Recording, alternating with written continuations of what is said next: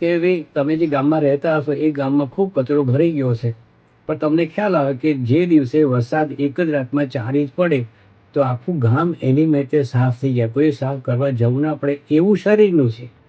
જ્યારે તમને ફ્રીક્વન્સી આપવામાં આવે તો બાય ડિફોલ્ટ તમારા શરીરના પરિભ્રમણ ફરવા માંડે, અને ફરવા માંડતા એ થાય એવું કે જે જગ્યાએ કચરો હોય એની માટે ફ્લશ આઉટ થઈ જાય, અને તમારા બ્લડ સેલ જે હોય, જે બ્લડ સેલ હોય અને બેડ સેલ હોય, એ બેડ સેલનું રૂપાંતર થઈ જાય.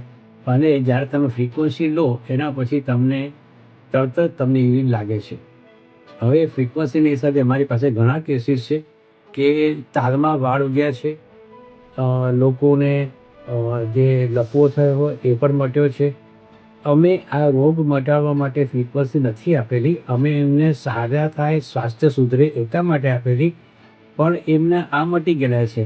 એક ભાઈને પેપ્ટિક અલ્સર હતું, 12 વર્ષનું, રેક્ટમમાંથી લોહી પડતું હતું, એ પણ મટાડેલું છે. આવા ઘણા બધા કેસીસ છે કે જે એમનું સ્વાસ્થ્યમાં અમે સારું કરી આપેલું છે. એ જે ફ્રીક્વન્સી છે એનો ઉપયોગ તમે એક બતાવો તો તમને થોડો ખ્યાલ આવશે કે આપણી પાસે આવું એક સમજીએ આપણે.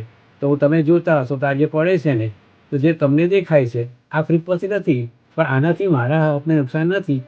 એવી રીતના આ જ્યારે ફ્રીક્વન્સી જેને આપવામાં આવે છે એને કોઈ નુકસાન થતું નથી, કેમ કે એને કશું પીવડાવતા નથી, કશું લગાડતા નથી, કશું ખવડાવતા નથી, અને કશું ચોપડતા પણ નથી.